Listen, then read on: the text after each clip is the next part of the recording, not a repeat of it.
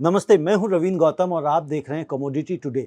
Commodity today में आज हम बात करने जा रहे हैं कि पेस्टिसाइड्स हमारी सेहत के लिए कितना हानिकारक है और पेस्टिसाइड्स जो इस समय चावल की बुआई शुरू हो गई है, सोइंग शुरू हो गई है, तो उसमें पंजाब सरकार ने रिस्ट्रिक्शंस लगाए हैं और पंजाब सरकार के बाद अब हरियाणा गवर्नमेंट ने भी रोक लगा दी है। लेकिन ये रोकथाम सिर्फ क्या इन्हीं 2 स्टेट तक सीमित रहेगी, पूरे भारतवर्ष में क्यों नहीं, और इस पेस्टिसाइड्स की वजह से हमारी इंडस्ट्री को, राइस इंडस्ट्री को कितना बड़ा नुकसान उठाना पड़ता है, इस विषय को आज हम समझेंगे IREF के नेशनल प्रेसिडेंट प्रेम गर्ग जी से। प्रेम जी, आपका बहुत बहुत स्वागत है। नमस्कार।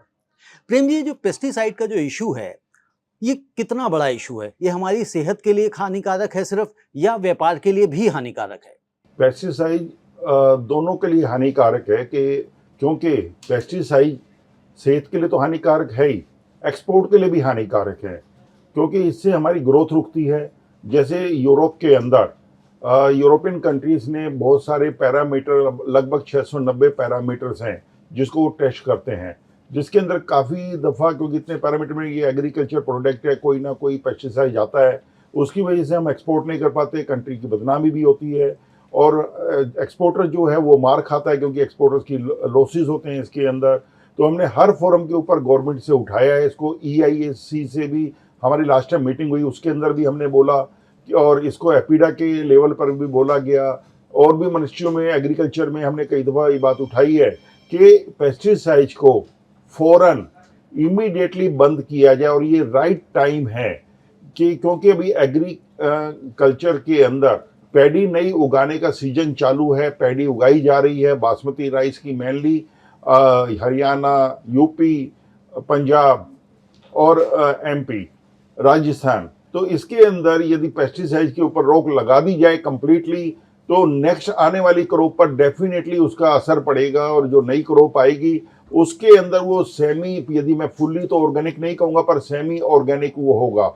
और उस जो भी अभी पैरामीटर यूरोप के अंदर नाप तोल में आते हैं तो जरूर उसके ऊपर बहुत अच्छा इफेक्ट आएगा क्योंकि ये पेस्टिसाइड एक दफ़ा नहीं, ये रेगुलर कई स्टेज के ऊपर क्रॉप में डाला जाता है और अभी से इसको बैन कर दिया जाएगा और पेस्टिसाइड कंपनियों के ऊपर कंप्लीटली बैन कर दिया जाए। जो भी एग्रीकल्चर के लिए जो हानिकारक पेस्टिसाइड हैं उनको कंप्लीट रोका जाए हमारा, क्योंकि यदि ऐसा नहीं करेंगे हमारे को अच्छे दाम नहीं मिलेंगे, यूरोप की मार्केट को हम धीरे धीरे ख़त्म कर देंगे अपनी।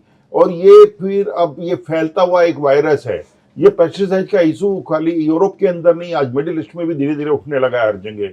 आज कनाडा, US और अदर कंट्रीज भी इसको काफ़ी फोरम पे उठा रही है। यदि कहीं अभी काम चल रहा है पर वो कभी ऐसा टाइम आएगा यदि हमने इसके ऊपर इमीडिएटली रोकथाम नहीं की तो राइस के ट्रेड को बहुत भारी नुकसान उठाना पड़ सकता है इसके लिए। और जो मेन नुकसान होगा वो किसानों का होगा क्योंकि किसानों को दाम नहीं मिलेंगे और यदि किसानों को दाम नहीं मिलेंगे तो इसी के लिए आज हमने इंडियन राइस एक्सपोर्टर फेडरेशन ने एक भारत इंटरनेशनल राइस कॉन्फ्रेंस भी करने जा रही है जो अक्टूबर में होनी है, 30 और 31 अक्टूबर को भारत मंडपम के अंदर। और उसका एम यही है कि जो 1000 से ज़्यादा फॉरेन बायर्स यहाँ पर आएंगे, हमारे जितने एक्सपोर्टर्स होंगे, काफ़ी किसान के हमने नेताओं को बुलाया है, इसमें स्टार्टअप्स को बुलाया है और उनका एम ये है कि सबको हम एजुकेट करें कि आज हम किसी भी तरह का पेस्टिसाइड अपनी खेतों में कोई भी किसान भाई ना करे। आगे उसको हो सकता है कि पहले साल थोड़ी तकलीफ है, नेक्स्ट ईयर से वो पूरा उसका फ़ायदा उसको मिलने लगेगा, प्राइस अच्छा मिलेगा और यदि क्रॉप थोड़ी सी कम भी होगी तो उसके दाम उसको अच्छे मिलेंगे। तो यानी कि वो कंपनसेट हो जाएगा, यानी कि अगर क्रॉप कम होने से, जिस तरह से आपने कहा कि भाई एक तरफ से पेस्टिसाइड्स डालने से शायद क्रॉप ज़्यादा होती है, इस वजह से लोग उसका इस्तेमाल करते हैं, लेकिन साथ के साथ अगर जब दूसरे देशों में वो क्रॉप खरीदी नहीं जाती है पेस्टिसाइड्स की वजह से तो वो नुकसान भी किसानों को होता है। और साथ के साथ पेस्टिसाइड्स की वजह से जो डॉक्टर्स कहते हैं, साइंटिस्ट कहते हैं कि इससे कैंसर भी होने की संभावना है यदि हम लगातार इसका प्रयोग करते हैं। और साथ के साथ जिस सॉइल में वो डाला जाता है तो वो सॉइल भी खराब हो सकती है। तो यानी कि फ्यूचर में इसका नुकसान ही नुकसान है हर तरह से।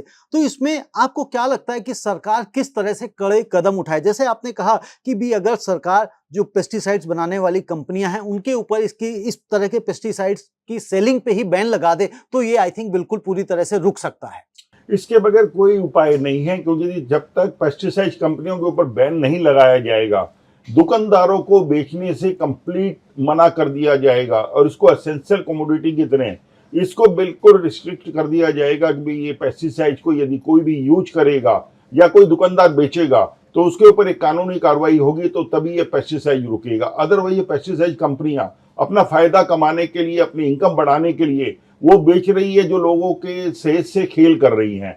और ये पेस्टिसाइड कंपनियां इतना पेस्टिसाइड इसको हार्मफुल बनाती है, वो बनाती है तो किसान लोग यूज करते हैं। अदरवाइज के लिए ऑर्गेनिक भी काफी पेस्टिसाइड हैं, जिसको यदि हम नीम के पानी को यूज करें और करें कीड़े मकोड़ों को मारने के लिए, क्रॉप के लिए, बहुत अच्छी चीजें हैं। पर वो एक शॉर्ट टर्म है। पेस्टिसाइड कंपनियों ने अपनी एक मोनोपोली बना के रखी है, इसको फौरन पेस्टिसाइड्स को बैन करना चाहिए। यानी कि पेस्टिसाइड्स के अल्टरनेट्स हैं जो केमिकल रहित हैं और उससे जो है क्रॉप को किसी भी तरह से जो नुकसान होते हैं जिसके लिए वो प्रयोग किया जाता है, तो वो अल्टरनेट का अगर यूज़ करते हैं, इस्तेमाल में लाते हैं, तो क्रॉप हमारी फिर भी बेहतर होगी, अच्छी होगी। क्या वो महंगी हो सकती हैं जो पेस्टिसाइड जो ऑर्गेनिक हैं, या बल्कि इन पेस्टिसाइड से ज्यादा सस्ती है? पर उसकी तरफ थोड़ा मुड़ना पड़ेगा, हमें एजुकेट होना पड़ेगा, आगे बढ़ना पड़ेगा। और टाइम भी के लिए हो सकता है कि लोगों को थोड़ी सी दिक्कतें आए, फार्मर्स को, पर लॉन्ग रन के अंदर उनकी खुद की सेहत के लिए, ये खाने वाले के लिए नहीं, जो उगा रहा है, जो उसके अंदर डाल रहा है अपने हाथ से, उसको डालते हुए उसको आप अंदर इनहेल करता है, तो उसके लिए खुद के लिए भी दिक्कत है। तो इसी को सोचकर आज पंजाब गवर्नमेंट ने इसको रोकथाम की है, हरियाणा उसके ऊपर सोच रहा है। पर सोचने से बात नहीं बनेगी, इसको कंप्लीटली बैन करना ही पड़ेगा।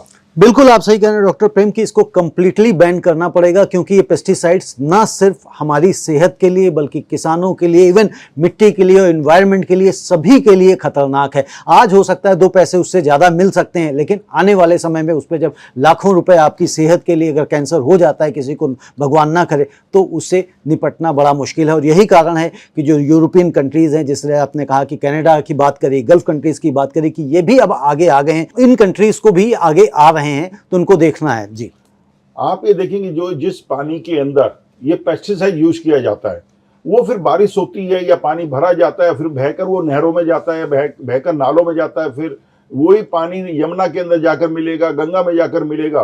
तो इसके लिए वो पानी भी प्रदूषित हो गया उस पेस्टिसाइड से। तो उस पानी को हम पिएंगे आगे, वो एक ही जगह नुकसान नहीं करेगा, हमारे खुद के हिंदुस्तान के लोगों के लिए भी जहर है। तो मेरा ये कहना है कि रिक्वेस्ट है गवर्नमेंट से, पेस्टिसाइड्स को कंप्लीटली फूड ग्रेन की आइटम्स के लिए, खेती के लिए, किसानों के लिए बैन किया जाए। पेस्टिसाइड कंपनियों पे रोकथाम लगाई जाए और उनको अपना मुनाफे की तरफ ना देख के इंसानी की तरफ देखना चाहिए। बिल्कुल डॉक्टर प्रेम, बिल्कुल आपने सही कहा कि पेस्टिसाइड्स कंपनियों को बैन करना चाहिए जो इस तरह के पेस्टिसाइड्स बनाते हैं, और मुनाफे की तरफ ना देख के इंसानियत की तरफ देखा जाए। आपका बहुत बहुत धन्यवाद। Thank you.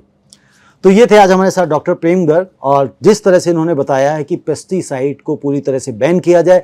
तो यदि आप भी इंडिविजुअल हैं, रिटेलर हैं, खरीदते हैं, कंज्यूमर हैं, तो ये देख के खरीदें कि भाई कहीं आपके खाने में पेस्टिसाइड तो नहीं है, क्योंकि पेस्टिसाइड कहीं ना कहीं आपको जहर के रूप में लंबे समय में आघात पहुंचा सकता है। धन्यवाद, नमस्ते।